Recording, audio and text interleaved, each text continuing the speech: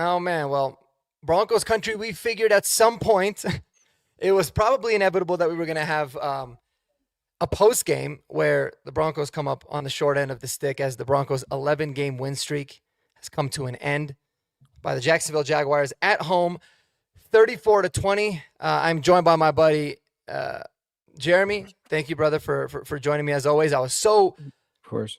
mad to miss last week's game I know. because it was so good. It would have been such a great post game. Yeah. And unfortunately, I'm back now, but we have to talk about a loss. But your initial thoughts, man, on this frustrating game, to say the least. Yeah.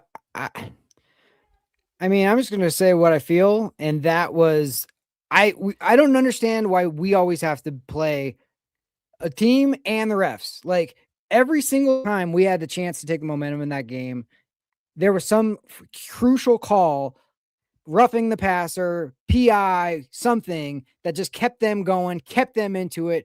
And then we'd make a mistake. We would like hit our hands. I don't know what was with the receivers today, dropping stuff. Just felt like we can't keep living like this where it's just like, oh, we'll come back in the end. We'll come back in the end. We'll come back in the end. And it's like, it's not going to happen every single time.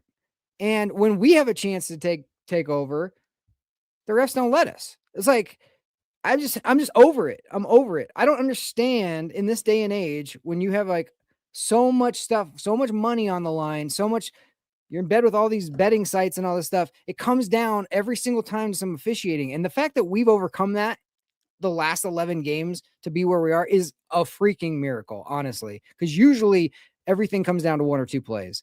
And that doesn't excuse our bad tackling and just not having it in certain like couldn't catch the ball, couldn't tackle in crucial spots either. But it's like there's no room for error. There's none.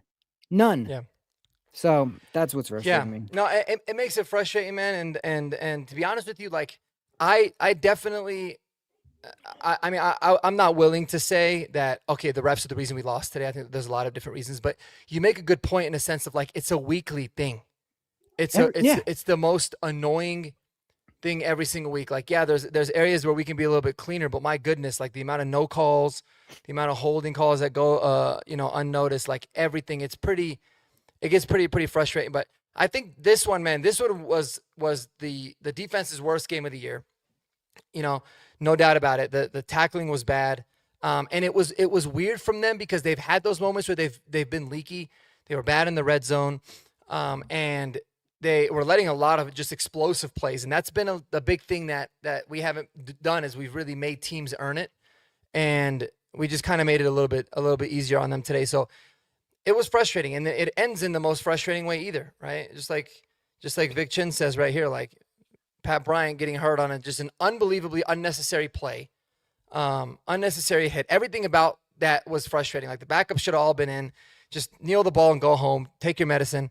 I get that you're trying to set a precedent of like we never quit, blah blah blah. But at this point of the year, with what you've accomplished and where we're sitting, it's all frustration. But man, I think there was a lot. Like I give kudos to the Jags, man. I thought the Jags played awesome today too. Like I think that they're a really good team. They're a hot football team. I kind of said going into this game, like I felt like it was extremely similar to how the Packers are. Like they're a very similar team, the way that they run, but I felt like they were better than the Packers. And the difference in the Packers game was we were really good on third downs and we were really good in the red zone. We knew it was going to come down to that. We ended up getting the win as a result. And this week we end up being terrible on third downs, terrible in the red zone, and it results in a 14-point loss. So, yeah, I mean it's frustrating. I guess I want to get your thoughts overall on, the Broncos' defense. We'll start there, and then maybe we'll go to the offense afterwards. Obviously, I mean, I just feel like the dam finally broke because it was like when we would get stops, it would be roughing the passer. And they're like, what? I'm literally tackling the guy as he's throwing it. How the hell am I supposed to like mid-air change where I'm going to land? It's insane. And then the PI leads to a touchdown where it gifts it to him on the one. And I feel like they kind of just like their spirit was finally like, no matter what we do, I don't know. Like, we didn't get any turnovers, and it was just that's what it felt like. And then you don't make tackles. They played off a little bit, and that's it. That's all she wrote. Like, you just got burned. And Yeah. the defense, it feels like up until last week, up until there was a turning point in that game that was just like, I don't turn that one around. But it felt like since the bye, this defense has not been the same, and I don't know why. And now Brandon Jones and PJ Locke, you saw the difference today, Yeah. unfortunately. Yeah. Like, They did. you saw They it. did. Yeah, I thought PJ really struggled for sure. Even though that touchdown that he gave up was the clearest OPI ever, but yeah, he just didn't look as confident as good back there. Felt like we were super good against the run. Like I was shocked that it was the secondary that was getting beat a lot. But here's in my opinion, shout out to my guy Kodiak, man. But I think the first like overreaction, right? You talk about overreactions to this game, and surprisingly the chat's been pretty decent. But like VJ currently coaching himself out of a head coaching gig. I don't know, man. Like I don't look at this game and say, "Oh, VJ did anything wrong." Like I felt like, he was blitzing at the opportune times. It was like we've always been all year. We've been a really good tackling team. That's why our defense has been so good, because like we don't let a lot of leaky yards by. Today was just different. Guys were slipping. Guys were missing tackles. Guys were not staying in their lanes. So I wouldn't necessarily say that this one was on VJ per se, but it was it is weird. Like after the bye week, this defense has been very bad, and I think teams have just kind of eventually realized, okay, these are the ways in which we have an opportunity to win against Denver. The big thing, the biggest Achilles heel we've had all year is we have an inability to turn the ball over. Like we get so many sacks, we're sticky in coverage. We're good against the run, obviously for the most part. For some reason, man, we just can't. We can't force turnovers. I think eventually that's really gonna bite you, because in a game like today where the defense was just not having a good day, like a turnover would have been massive, like just like it was last week when PS2 made that. But I look at that like it was an unbelievable play by PS2. It was also a horrendously stupid decision by Jordan Love and that team to go for it. So it's like you got to go out there and kind of force them sometimes, and I feel like we lack with doing that. But you had talked about PJ Locke. I mean, where do we go from here from the safety position? Do we kind of just keep riding the ship and hope that he plays better, or what would you do? I don't know what other choice you have at this point. Like, I know people want Simmons, but it's probably not gonna happen. And it's for the reason he's not on the team. It's because they wanted a different voice in the locker room, and they needed different chemistry, and they were correct. Honestly, like, I love Justin Simmons, but that needed to happen. And you got to just tell the team, like, nobody's coming to save us. Like, I mean, it's a ridiculous statement. We won 11 freaking games in a row and we lost one. Like, all right,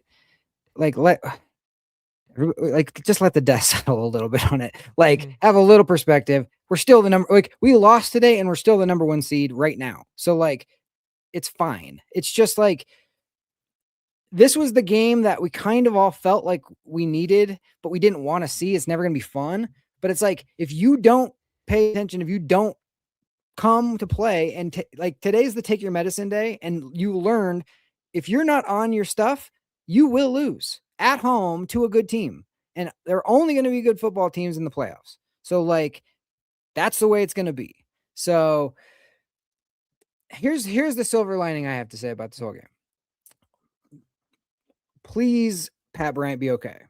That being said, we needed to freaking lose for just the streak purposes anyways. From, if you ask Aqib Talib and Benny Fowler and all these people who have been there before and gone on streaks, you don't want to go into the playoffs with a streak. Okay, that's accomplished, whatever. Some people disagree. They want to win out, whatever. I get it. We always want to win, but like, that is something. 2, you got the thumping you needed to like reality check you to like, I agree. It's not just going to come easy. No. Okay. No, of course not. It's never going to come easy. So it's never going to come. And for too long, I mean, the last couple of weeks, it wasn't necessarily like that, but for too long the Broncos were like living on the edge. Yeah. And they were just not putting opponents away, and they were, still having stupid penalties, pre-snap stuff, shoot yourself in the foot type of moments. And I always say, like, you can win a game and still learn things from it, but you really, really buckle down and hone in and focus when you actually lose. And when you get straight beat up like that, at home in front of your fans, albeit against a really good team, but still. So, I mean, I think that there's a lot of silver lining things to take from this, in my opinion. I mean, I feel like, firstly, I thought RJ Harvey looked phenomenal. Yes. Thought he looked great. Yep. I thought he was balling today. Run game overall looked good. It was good to get Ben Powers, like, his feet wet under him. I thought he struggled a lot at times, but I felt like it was good to get him back and his feet wet under him, which is again a good thing. But man, it's again, just like you said, like, this team has shown that they're able to buckle down, really refocus, and play really well after a loss.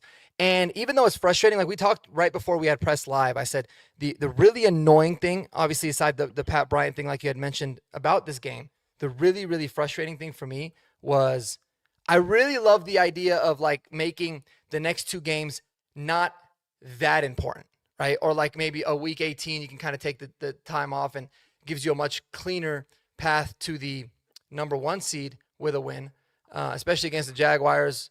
You would have basically put them out of contention for the number 1 seed, and you'd have been good to go, and just have to worry about the Chargers, who play the Texans, and then you have control over playing them. But now it's like, no, man, this team's got to buckle down and win both of these games. And there's a really good chance that the Week 18 game can not only be for the division, but can be for the number 1 seed, which is crazy to think about. Yep. And that is obviously worrisome, but it's really good for a team that, you're playing playoff games essentially before the playoff starts, right? And I think it really buckles you down and kind of locks you in a little bit before the actual playoff starts. So listen, the NFL is tough, man. Like, it's a hard league. It's crazy to think that, like, we just won 11 straight games, and because of one win, now all of a sudden we could either be the 1 seed or the 5 seed. Like, that's basically how the NFL works. It's a crazy thing. Look at the Packers. Look at the Packers the last 2 weeks. Yeah. 2 weeks ago, dude, you look at it like crazy. Like, like they're showing it right now on the pregame for the Sunday night game. Entering today, the Broncos had a 78% chance of winning the number 1 seed, and now they have a 49% chance. I mean, I'll still take it, but this percentages mean nothing. We know we have to win. You have to win the game. No, you have to win football games. I 100% agree with you, but, like, it just shows the volatility, like how every game matters. And I think really that's what makes the NFL so great, is because the NFL is every game is so important. Whereas with other sports, baseball, you have 162 games. Who gives a shit if you lose? NBA, same kind of thing. Like, every 5 NBA or NHL games equals 1 game in the NFL, and it makes it so that things can be a lot more volatile, and that's exactly where it is now. So offensively, on the offense, how would you grade? Were there some standout guys? Were there some guys that you felt like really struggled? How would you assess the offense overall? Bo Nix was up and down. RJ Harvey was awesome. The wide receivers' hands were horrible. That's how I assess it. Real quick, I would like the other silver lining is if we play the Jaguars in the playoffs. I would rather lose to them in the regular season than try to beat them twice, personally. 100%. And if that game is at home for us, like, I feel confident that we're not going to lose to that team 2 times. And there is some things that go into that, man. Like, you see it all the time. Division opponents will go into the playoffs. Like, one of them lost to them in both of the regular season games. They end up beating them the 3rd time. Like, you get you get a good understanding of an opponent when you lose to them. So I'm right there with you, 100%. And 100%. You want to come into a game like that remembering what happened the last time you saw them, not just like, you don't want to, like, lose, like, barely. You want to get thumped. Like, I'll go back to the 98 season we should have, like, probably won the Super Bowl, or, like, went undefeated that year. It was like week 13. This was a 16 game season or game 13. We go to the Giants and lose this really weird, ominous, weird ass game that nobody felt like we should have lost. The next week, we play Miami and they thump us because it was kind of like this, like, oh, we finally can like let go of all this pressure of going undefeated. And then who do we see for the first round in the playoffs? Miami. And it was like, we wanted to freaking kill Miami. And if we see Jacksonville again, we're going to want to freaking kill Jacksonville. That's just the way it's going to be. You got embarrassed. And those like Kodiak saying right here, I'm concerned about the horrible tackling. I don't think you should have a problem this next game if you play Jacksonville and maybe even play anybody. Like, there's tons of teach tape today on where you guys went wrong. It's going to the football. It's swarming. It's hitting. It's trying to strip something because you didn't do that at all. Like, there's tons of that stuff. So, like, it's weird, but it's like, it's good to get your ass kicked before the playoffs, because if you think like it humbles you down to like the basics of like, okay, you think you're all that, you think it's just going to come easy. It isn't. And I'm sorry, but like Trevor Lawerence took way more punishment than Bo did today. And somewhere in his mind, he's going to think if he has to come back to Denver, he's going to be thinking, oh, that's going to be a freaking long day. I know he won by 2 touchdowns, but he's going to get another beating if he comes here. He might win, but he's not going home without a beating. And the other one I was so upset that set the tone for this whole freaking day was that PJ Locke like penalty that they called when they didn't blow the whistle until like right before he hits him early on in the game that led to a touchdown drive for them. Like, that I was incensed that they were like, which one again? Which one were you saying? I'm sorry. So it was 3rd down. We were blitzing. They had like a penalty. They blew the whistle dead right before, like, they snapped the football. PJ's blitzing off the corner, and they blow the whistle dead as PJ's jumping into Trevor Lawrence's back. And they said, oh, no, we blew the whistle. Like, you couldn't hear anything. And then they showed the replay and with the sound, and you couldn't hear a whistle at all. And they had the 5-yard penalty, but since we had a roughing penalty or unnecessary roughness penalty, they got the drive, and they kept on, and they ended up scoring a touchdown. Bro, and you could tell nobody even heard it. Like, Zach Allen picked up the ball, was running to the end zone like he was about to score. That was it's just frustrating, you know, because like when you look at it, it's technically the rule. I mean, what do you want us to do? Exactly. So if you're the ref, are you going to be like, oh, well, it's not a penalty because they couldn't hear? Yeah, that's what you should have said. What I'm really annoyed by, and this is something that the NFL needs to look into just in general. Like, I don't care if there's 2 offsetting penalties and one's 15 yards and one's 5. It should just be redo down. Yeah. Especially in a situation like that, because you're like, dude, really? Now instead of 3rd and 15 or 3rd and 10, if they're actually offsetting, automatic first down. It's a completely, it's an insane rule. And also, Kodiak and David, I sent you guys the link if you guys want to hop on. I thought maybe you guys had post games, so I sent you guys a link if you guys want to join. And I guarantee you, Trevor Lawerence didn't hear it because you know what happens when like they snap it and all of a sudden there's a procedural penalty and they blow the whistle dead. The first thing a quarterback does is throw the ball down. So like nobody hits me. They know like this play's dead. He didn't because he couldn't hear it either. Nobody could hear it. I mean, like, talk about gifting another team because you didn't blow the whistle. I mean, when they replayed it, it was at the very last second. Like, there's no way PJ Locke could have like held up off that. No way. No. It's like, what are we doing? That just set the tone for the entire day because I was like, oh, when we'll make a play and it doesn't matter because they'll wipe it away and gift it to them. And that's going to be the end of it. I'm just so sick of like having to play 2 teams. Why can't we just be a straight up football game? That's fine. If we lose, it's fine.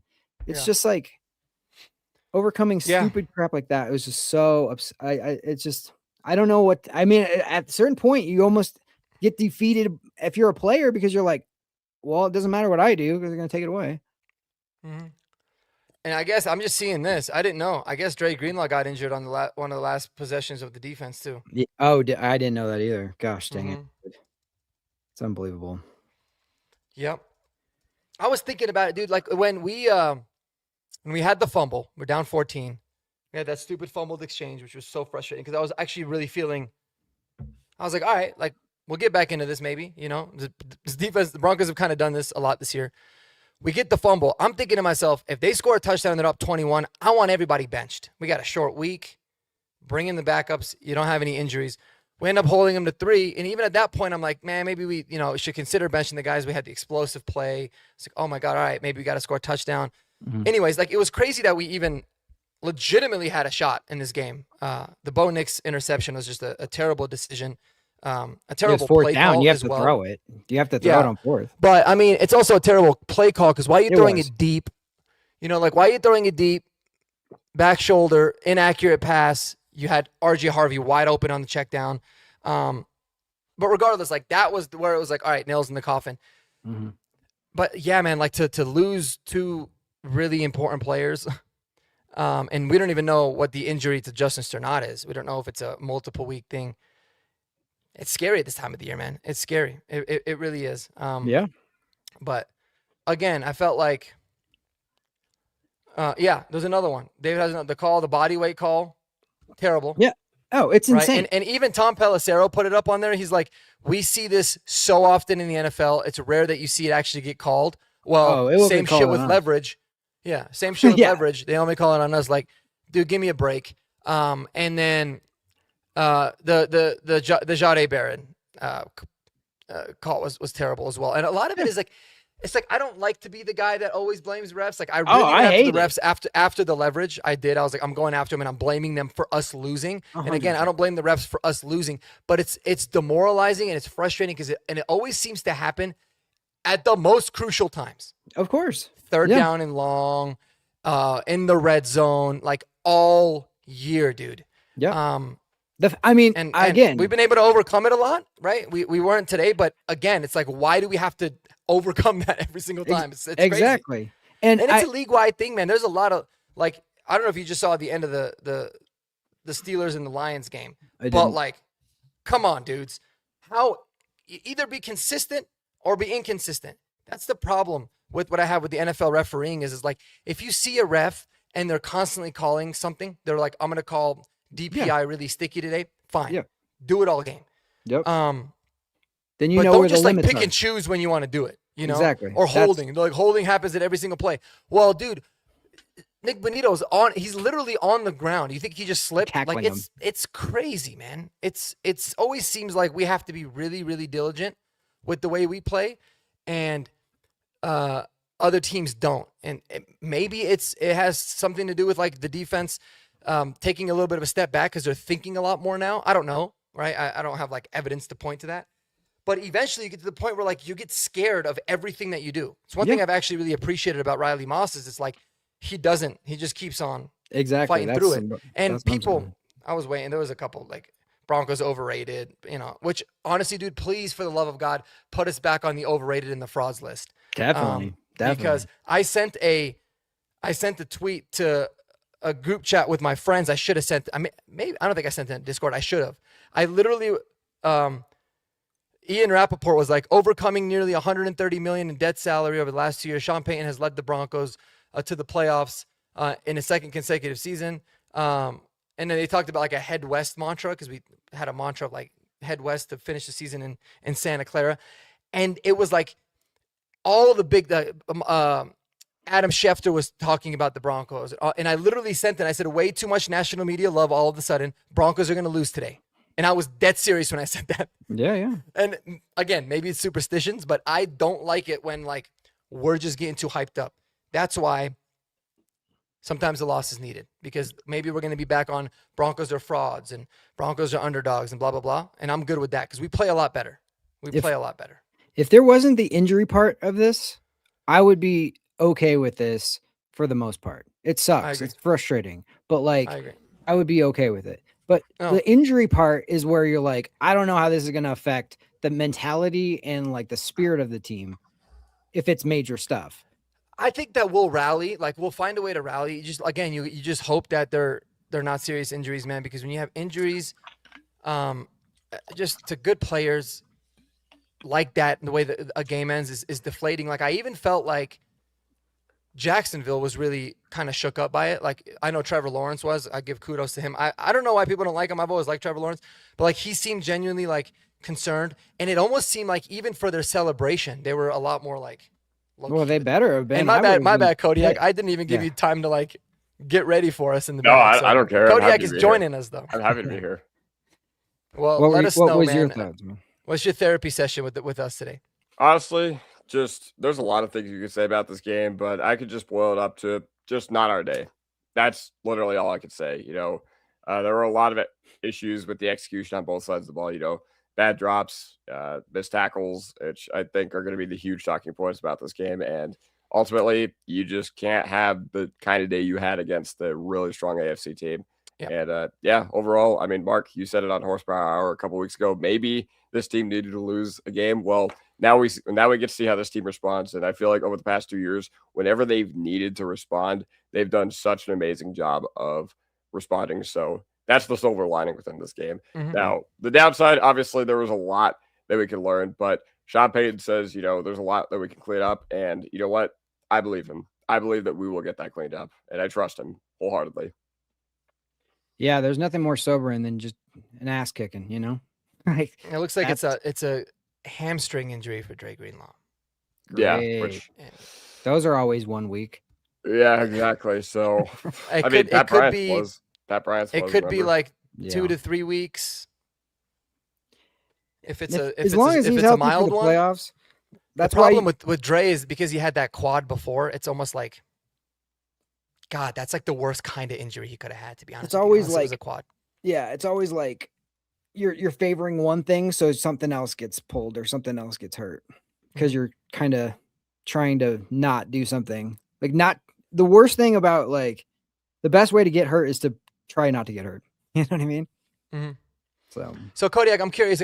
I know you're a little bit critical of Vance, and I think it's understandable because one thing I will say is that's 2 years in a row now where the defense, Vance Joseph's defense particularly, played their worst football at the end of the year or closer to the end. So talk to me about like just your overall mindset on it. So the reason I'm critical of Vance is because this defense has a tell. Like over the past few weeks, I feel like it really started in the Washington game where Zach Ertz, 37-year-old, 38-year-old, I think he's actually 35, but I'm exaggerating.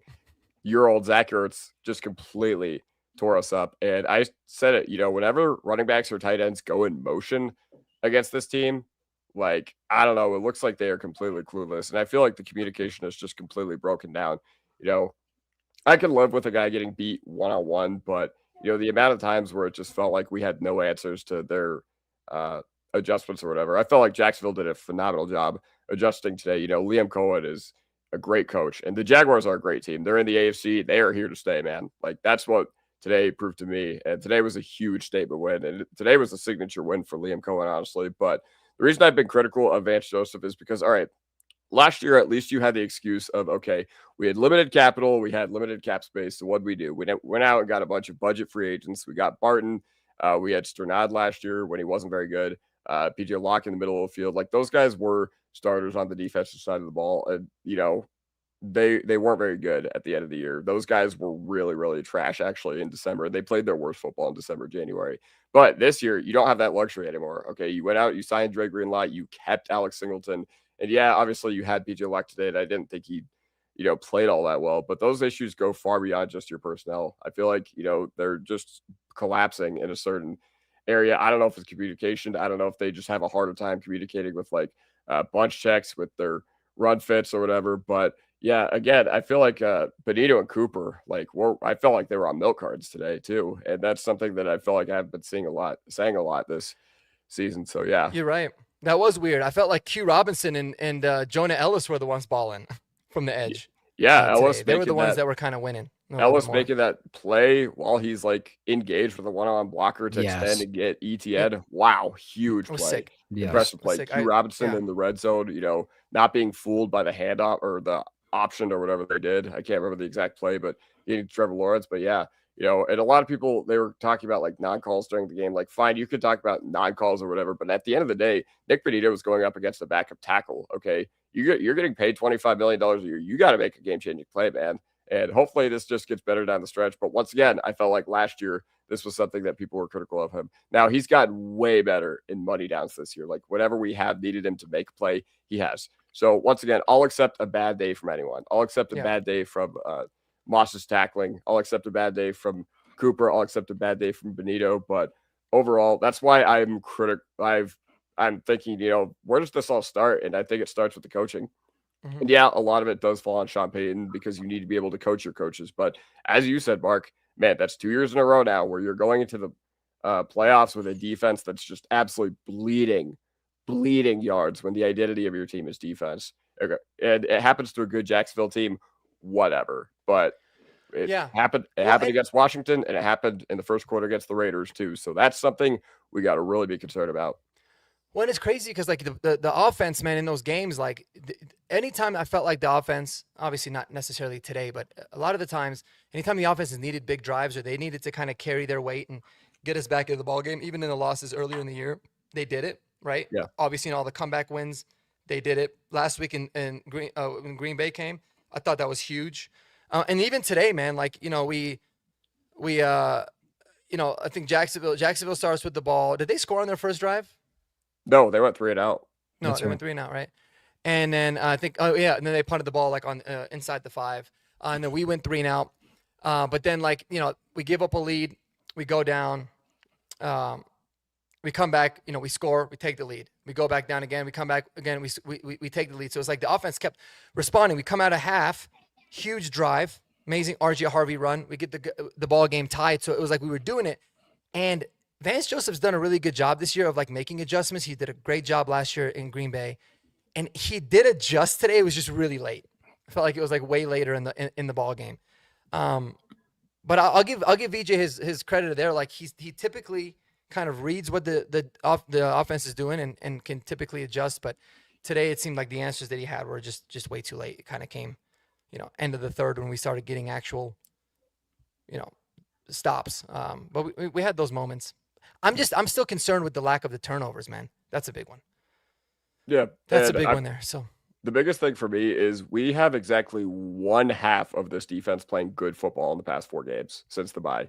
Against Green Bay in the second half last week, I thought they were fantastic. But other than that, Raiders game, they played well, I thought. But once again, I didn't think they were as stingy as they would have been probably earlier in the year. We played that same team literally a month earlier, and the defense was all over them, And overall, it is concerning to see this defense regress. And once again, I just go back to the fact that since we've had largely the same personnel, or actually going into the bye, we actually didn't have Surtain for those games against the Raiders and Chiefs. And it felt like we were really punching teams on the face when they were on offense and we were on defense. But overall, yeah, that's just where I go with that. Is I think it just starts with the coaching because once again, I mean, I know you lost Brandon Jones, but given what happened in the second half of last week, I was willing to give PJ Lockett another chance, but it was just it wasn't very good today. But you have no other option until March or April where you can actually do something. But yeah, overall, I know this was kind of a long-winded discussion, but those are my thoughts about why I give so much blame to the coaching staff and Vance in particular,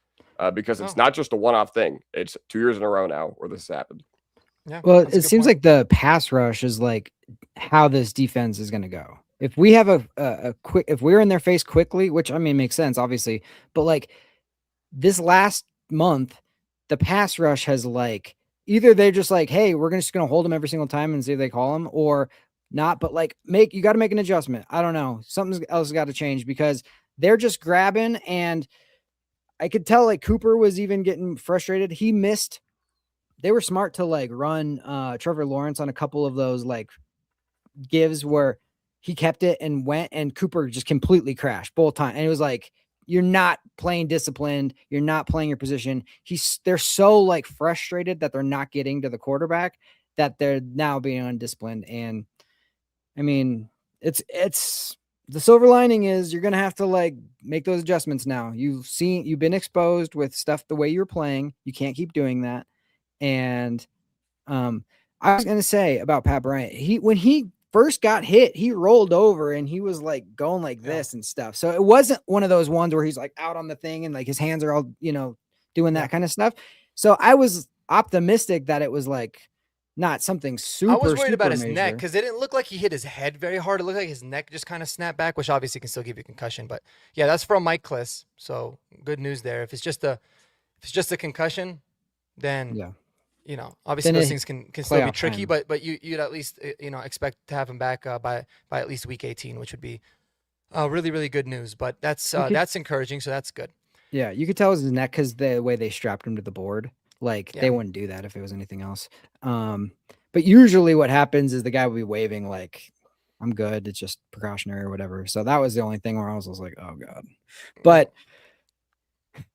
concussions are not good, but we have three, hopefully 4 weeks before we start the playoffs. Yeah. So hopefully, yep. I think too, man, like when it goes back to Vance Joseph, and they talked about it a lot this week, the thing about his defense, like he always talks about, is be good on third downs and be good in the red zone. He doesn't care about giving yards. Like that's why I don't understand why like yards per game is how you measure the top defenses. It drives me crazy. It should obviously be points per game. But the most important stats, I think it was Andrew Mason that was talking about it on one of his shows, is red zone and third down, and like that's how you measure it. And if you look at the defenses that are the best on red zone, they're all playoff teams, all of them.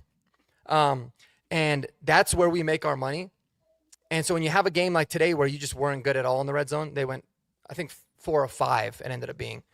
It's not good. It's not good. But like it's the reason we won the game. Like everyone was like, oh, the defense didn't look that good against the Packers last week. I thought, and I'm not saying you guys said that, I thought they were phenomenal. Because when you shut teams down in the red zone, it makes everything way easier. And they talked about like 5 red zone trips, 5 field goals is 15 points. That's nothing. But, you give up 3 touchdowns or 4, then you have the result of what happened today. So hopefully we can get that fixed up. I'd like to see, like, I know this sounds crazy, but I'd like to see like JL Skinner or Devin Key in the red zone packages instead of PJ Locke maybe. I don't know if maybe the size, the physicality could help, but yeah, I think we're going to learn a lot about this team, man. We're going to learn. You learn a lot more about teams when they lose than when they win. So you're going to learn a lot about this team at the most critical time of the year. So it's going to be exciting. And hopefully Christmas days. How you guys feeling about the Christmas Day game? Now I'm like, it's going to be stressful. but the way that Travis Kelce was like, we're going to play our butts off and we're going to give it everything for the last part, no matter what. And then they get stomped by the Titans. You're like, are they going to do that? So I don't know. It seems seems like they're phoning it in. I don't know. There is no reason in hell you should lose to the Chiefs with a third string quarterback. And I think Rashee Rice is not going to play. Shouldn't happen. God, no. So just real quick, TJ Ward, just so it's not me complaining because who am I about the refs, but here's TJ Ward. His tweet was, boy, these penalties and non-calls on the Jaguars are ridiculous. Obvious delay of game, no call, hand fighting in the red zone, holding on the Broncos, story of the entire season with these stripes, and no accountability held by the league for them. Shameful. That's exactly right. It's true. And that's the thing. I feel like we've kind of as a fan base or as a society, or I guess fans in general, not just Broncos, is like, blaming the refs is like an easy cop out. Because a lot of times you're like, well, you could have won if you executed better here. And it's like, yes, there's a lot of truth to that, but there's also, you still have to take into account how critical some calls are at certain times of the game, right? Yeah. A bad call on 1st and 10 is very different than a bad call on 3rd and 5, right? Yeah. For, as an example. And that's kind of where I always, and we talked about it before, like that's always been my biggest annoyance is like, sometimes we will commit a penalty on a less meaningful down and they won't call it. And then they'll call it later on a much more important down with something that was like way less egregious. And you're like, well, where the hell was that before? Or just call it both ways the same. I'm fine with you calling stuff like, oh, if you want to be, but it always goes one way. That's the part that's like so frustrating because it's like, well, how do okay, you're saying we can't hand fight whatsoever at all, ever. But then you see them and they're like this on Cortland and he's still catching it. And it's like, oh, Yeah, exactly. nothing there. That It's was- like, what the hell is that? So I don't know. It's tough. It's tough. But unfortunately, we're just going to have that mindset of like, we're not going to get calls. Don't do anything that could even allow them to call something on you. Like, don't do something that almost never gets called, but they still, by the letter of the law, can call it. You can't even do that anymore. You just got to be cleaner than clean. And then that's it. Unfortunately, that's crazy. Yep. Kodiak, any other thoughts, man? I will say I am a little disappointed in Bo after today's game too. Not because I thought he played well throughout the game, and like I'm not putting this loss on him or anything like that, but the reality of the situation is with him being so good in fourth quarters this year, he had 2 chances to get us back at the game in the fourth quarter, and he did not. That's just the reality of the situation. Yeah. Okay. And I could live with the, stepping out of bounds on 4th or 3rd and 2 or whatever to make it 4th and 9. The reason I could live with that is because at that point we were desperate and the game was pretty much put away. But the one thing I could not live with was deciding that he wanted to go to Pat Bryant before the ball was snapped, because had he, just kept his eyes wide open, worked through his reads, he has Bidet in the middle of the field, or he takes off. Easy first down. Easy new set of downs. Instead, you throw a pick, which basically puts the dagger in the game.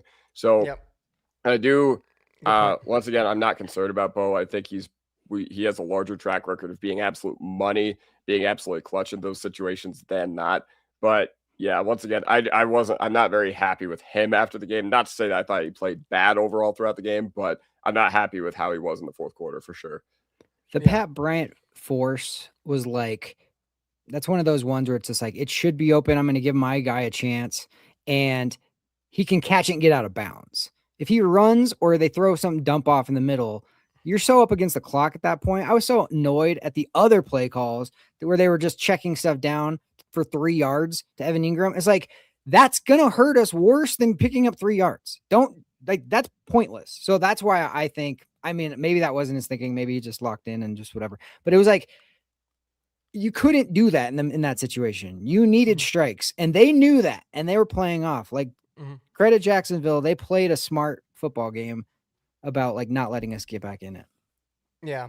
I'm with Kodiak on the Pat Bryant throw. Like, I don't like, you can't make a decision pre-snap that you're going to go there. And not just that, like, not only was he not open at all, it was poorly thrown. Like, if it was thrown actually back shoulder, it's just incomplete. Which I guess at that point a pick is better because you're getting a little bit less yards and basically the game's over. I mean, you have to convert it. But the things that have made Bo play so well over the last month to 6 weeks has been his ability to like go through the progressions and take what the defense is giving him, like take those check downs, stay in rhythm, don't just rely on the deep ball to be open. If it's not open, throw it away, and then all of a sudden you're going 3 and out so many times. So yeah, it was you kind of saw some of those habits creep a little bit, but again, if it's gonna happen, it's good that it happened in a non-winner go home scenario, because you can learn a lot from that instead of just being like, had we come back and had a miracle win again, it's like, holy shit, this team just like genuinely believes it's gonna happen every single time, and sometimes that can come back to really really bite you in the ass. So I think there's a lot to learn from that for sure. Yeah. And I think if you kind of recap it, like the defense needed to get checked the way that they had been playing after the bye. Mission accomplished. They did. The wide receivers needed to get checked because they were hearing about how great they were after last week, making all these phenomenal catches. And they did play really well last week. But the drops that have happened all season long came back in. So you got checked. RJ Harvey, we needed to see him be able to make big plays and be like not just adequate, but like be a game changer and somebody who can actually make plays in crucial moments. That happened. He was huge today.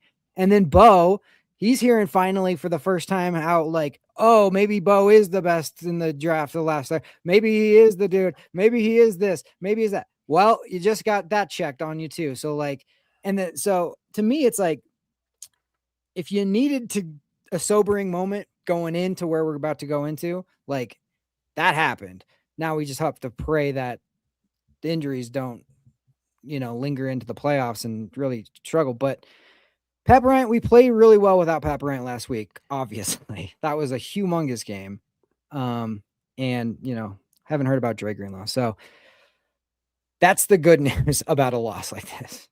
The way this works.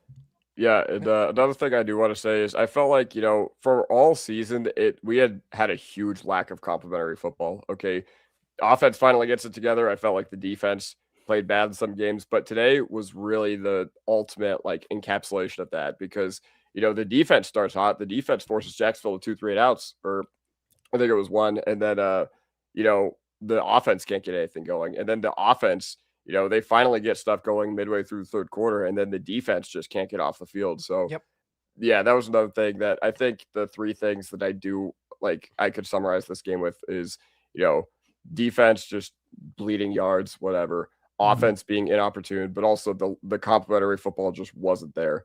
Okay, last week you needed a turnover, you got it, as Mark said. This week you didn't. Instead of getting a turnover, Jacksonville just goes right down the field. Jacksonville takes it 75 yards. And they make it look easy in the process. So yeah, on a crazy call for one of them, but yes, after that it was like Swiss cheese.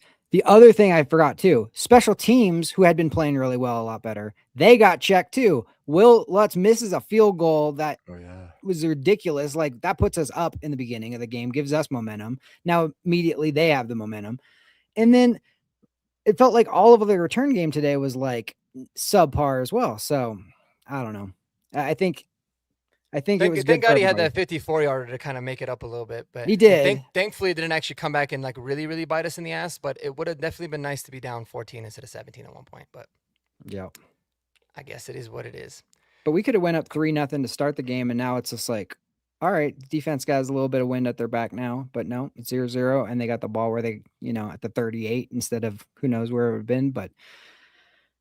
Everybody has to look at themselves a little bit today. So that's probably good. Yeah, no doubt. Well, Kodiak, go ahead. Oh, yeah. I was just going to say, when Will Lutz went out there for that like 44-yard field goal in the first quarter, I was like, man, I don't know. I don't know. I just had a bad feeling about it. Like, me too, dude. Me too. The reason I said the same exact thing as I have a bad feeling about this kick.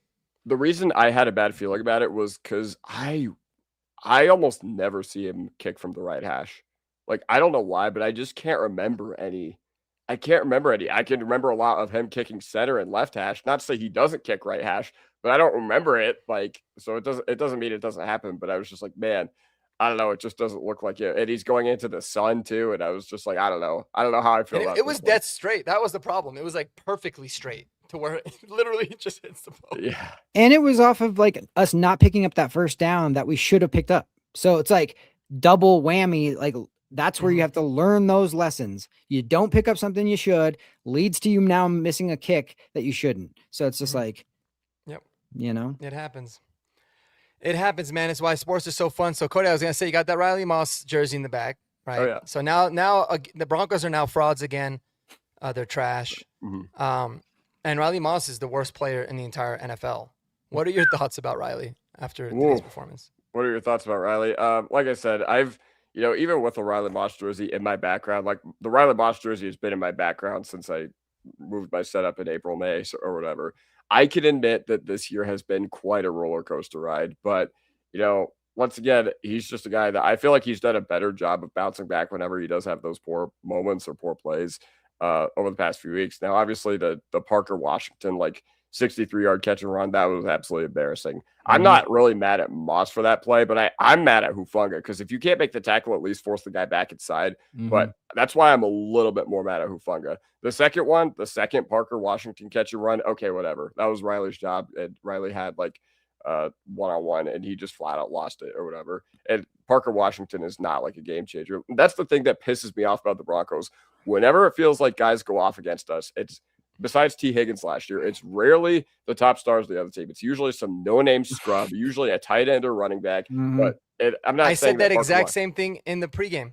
Yeah, exactly. Because we do such a good job of a game planning against to take their big weapons and just look at it. I mean, we take their big weapons all the time. And I literally was like, I bet you Parker Washington is going to go off in this game. I said it's going to be Parker Washington or Brenton Strange. Ironically, they both scored. But it's Parker very Washington true. Beat you. And I think that's where teams are starting to realize they're like, hey, man, they're going to take our top two options. So it's going to have to be a random third dude that goes crazy. Exactly. And once again, not to say Parker Washington's like a bottom feeder or anything like that, because we've been torn up by worse dudes, like flat Mhm. out. But once again, like, that's where on defense you have to step up. You have to just be like, all right, these guys are whatever for a reason. These guys are not the offensive focal point. So that's where you counterpunch. Okay. I felt like they did a nice job on ETN today. I felt like they did a nice job on BTJ. Even Jacoby Myers, I felt like he didn't really have all that throughout the game. But Parker Washington, man, not only the catch and runs, but I felt like there were a couple misses.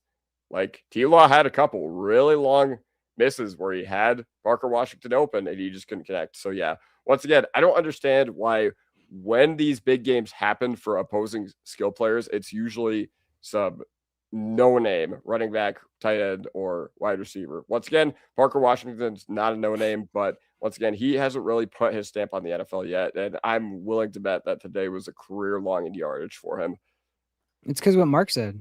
It's because when you take away, you didn't game plan for Parker Washington. And like, why would you? Or they probably just felt like Jaquan's got him, Yeah. but they use him a little bit differently. And Jaquan like gave up that touchdown in the end zone too, and it was good coverage. That's one of those ones where you start to go, oh shoot, is this their day? Because that was really good coverage. And Riley did make a good PBU in the end zone on that one that really would have been a backbreaker that forced a field goal instead of a touchdown. Mhm. So they battled, obviously it's funny to be like, we've won 11 in the last 12 and we're pissed. You know what I mean? Yeah. But it happened. I'm gonna say a couple things that one's gonna be really controversial. The other one's gonna be maybe a little bit. In terms of Riley, I actually thought Riley had a lot more good plays than bad plays, a lot more. Yeah. And I got to go back and watch it, but I'm pretty sure there was some adjustment that was made, and I think it was Jaquan that like said something that whoever's calling the plays, they had made an adjustment where Riley ran inside, and somebody slipped wide open, and it looked like it was like Riley miscommunication. Don't know if that was on him. I thought Riley played super well today, man. Like, well, not super well, but I thought he did a lot more good than bad. Like 2 PBUs, the pass breakup in the end zone was big time. He was tackling his ass off early, really, really well. It's frustrating with Riley because like when it's bad, it looks really, really bad. You know what I mean? I think that's why he gets a lot of flack, but it's like you pointed it out, Kodiak. There's so many other guys that also didn't make the play either. It wasn't just on him. Like sometimes you got to have your guys back, but I wrote down on my little sheet earlier, I said Riley equals ballin', because I thought early in the game he was cooking. And then they kind of fell apart. The second controversial take I'm going to say is I think Parker Washington is a better version of Marvin Mims, and I love Marvin Mims. But I've watched a lot of Parker Washington this year. I have him in one of my leagues, but I just happen to like watch a lot of the Jags. The dude's a good player, man. He's really good in the return game. He's really, really solid overall. Like he's got 40 catches on the year for 500 yards, and I don't even think that's including today's game. So he's a really good player. But he definitely cooked us today, no doubt about it. But that's just one thing. Maybe I'll get cooked for that. But and I love Marvin Mims, but I think Parker Washington is nice.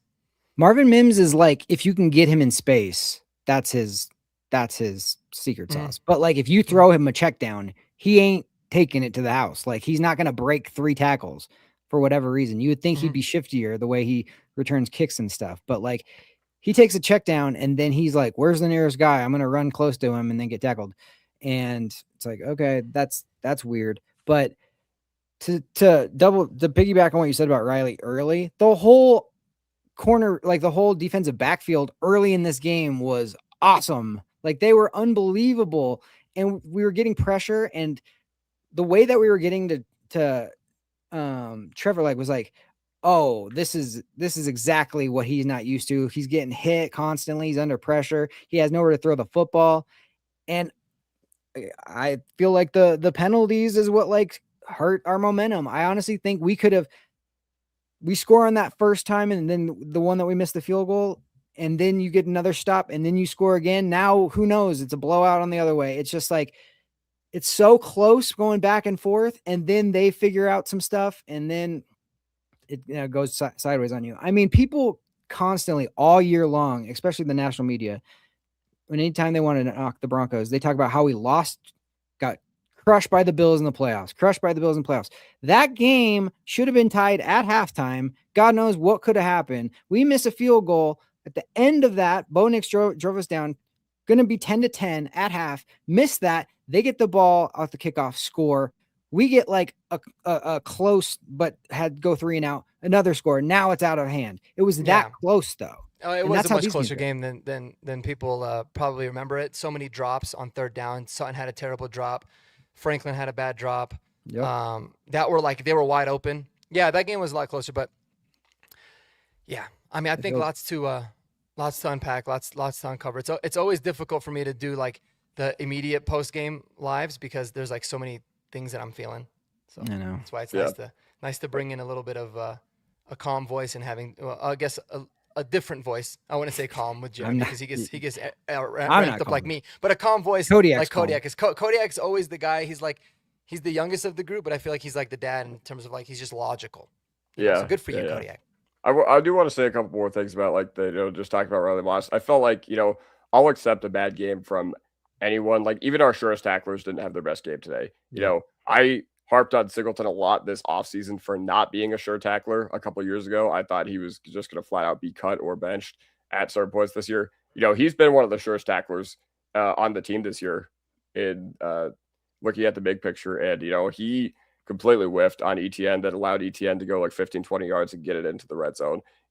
Once again, Hufanga, he continues to be a little wishy-washy, since the bye. And I feel like, he's kind of the engine behind this defense. And I feel like, he hasn't been bad per se, but once again, a little bit, up and down, a little bit more up and down than we would like to see. Because during the bye week, we were talking about this guy being an all-pro. And, I feel like some of that magic has just been a little lost. And once again, he's a sure tackler sometimes.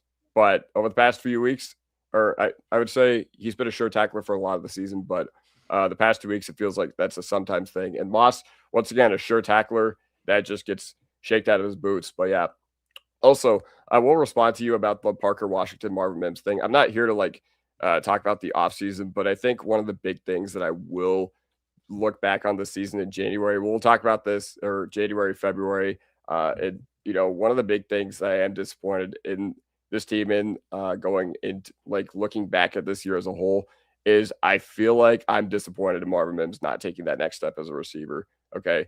Now it's easy to get lost in the sauce through that as a year because I feel like a lot of people are going to be like, wait a minute, it's February.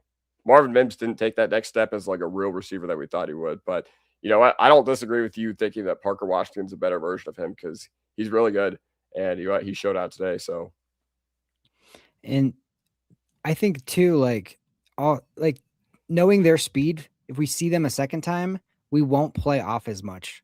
We won't be like, oh, we'll let them come to us. Because they were catching and doing that little catch and turn up the field. And we were coming in really hard and whiffing. And it happened over and over and over. That's something that they're going to know the second time if we play them. Yeah. So in general, we need to be better. We need to and that's what was weird about it. I haven't seen the defensive players do that very often. They've always been really good tacklers. They've always done a good job of keeping things in front of them. Today it was like they almost like they were pressing in a way. But no, all really good points. Yeah. One more point I wanted to bring up, but maybe I'll save it for Horsepower Hour tomorrow because I don't want this going much more than the hour we've been going on. But any final thoughts, Jeremy? We'll start with you, man, in terms of maybe a message to Broncos country as a whole.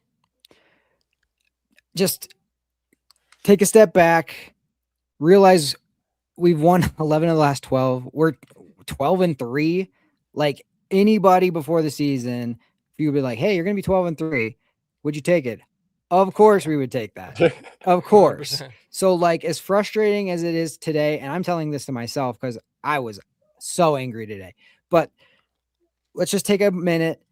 It sucks to lose the streak. It sucks to lose at home. It sucks to get get handled like that. But this takes the pressure off because all of those things accumulate over time. And now you start to feel like I can't do wrong. Maybe I am this good. Maybe this is this way. And maybe we can't lose at home. And maybe all of those things are now yes, you can. And you better get your stuff together right now. And if you're going to lose to a team, like I said earlier, that you might see in the playoffs, that's usually good. It's very, very difficult to beat a team twice, and they are going to be amped and ready if we do see them again. And Jacksonville, maybe they get all the hype now because they should. They're playing great, and they're scoring a lot of points. So give it to Jacksonville. Let us get our stuff straight, and then just take it one game at a time. But we still got. I mean, this has been an unbelievable season. We should be all happy about it. Even after today, we should be thrilled. Kodiak? Yeah, I echo a lot of what Jeremy says. Like, honestly, coming into this year, I was just hoping that they could push for the division. But the fact that they're, the division's still in their hands, it's absolutely fantastic. Even though the Chargers aren't letting up, I think this season has just been well beyond what anybody could have thought. And hey, it had been 3 calendar months since we last lost a football game. I literally didn't notice that until I was making my post game short or whatever. I looked up, I saw December 21st. I was like, wait a minute. 3 months ago, September 21st, that's when we lost to the Chargers. Okay. So it had been 3 calendar months. Okay. And you know what? This team has done an amazing job of bouncing back the past 2 seasons. So once again, you got to trust Sean. You got to trust Bo, because honestly, you know what? The defense, I know that a lot of things have gone on since the bye week or whatever, but you know what? We still have the guys. I will take our chances at home in the playoffs against pretty much anybody in the AFC, especially with our defense. So, yeah, that's just all I got to say is that, you know what? Okay, today just wasn't our day. There were a lot of things we can point at: offense, defense, special teams. Sean Payton said it himself. We got to coach better. We got to be better. And I think they will be better. And I think we'll be better because of it heading into January. I totally agree. Very, very well said. Yep, I'm in full agreement with you guys. I think that we still control our own destiny. We're in a wonderful position, and I think today we just got beat by a really good Jaguars team at home. We had the worst defensive performance of the year. I think the offense was average, and ironically, at one point we actually still had a fairly legitimate chance to come back in and win. But I think we're in a really good place, man. I think losing like this is not a bad thing. And just go do yourselves a favor. Go look at the schedule for the last 3 or 4 Super Bowl champion teams. They all had a really tough loss or two at this point of the stretch. I'll point to last year, week 16, the Eagles played the Washington Commanders and lost it was a really good game. Real good game. I remember that. They blew it against Jade Daniels. Yeah, they blew it. They lost 36-33. And what did it do? It just got them back up and rolling on the train, and they ended up going all the way to winning the Super Bowl. So, but guess who beat them in the playoffs? Guess who beat Washington? They beat the hell out of Washington in the playoffs. That's exactly. right. And like I said, sometimes that's all that's needed is for you to kind of reset, regroup, and I think we're in a really good place, man. And anyone that wants to say we're frauds and all that, just embrace it. Embrace it as much as you can. So it is what it is. It looks like the Patriots are off to a bad start too, so that's good news. They're getting their butts kicked. I'm watching the Avs. What's happening? I'll take it. Yeah, we'll take it. All right, y'all. Well, I appreciate everybody rolling with me. I am starving, so I'm going to go get some grub. Me too. Gentlemen, hope you guys have a great night. Everyone in the chat, you guys have been dope. We had almost 100 people on the stream live, which is crazy. That's so everyone. Appreciate y'all doing that. We do appreciate it. Yeah, just try to enjoy your Sunday, and hopefully our Christmas day will be great in every way possible, including a Broncos dub. Y'all have a good one. Horsepower Hour tomorrow. Yes, sir. 8 p.m. Yes. Catch us all there. Us 3 plus David. Don't forget. All right, y'all. Peace. Peace.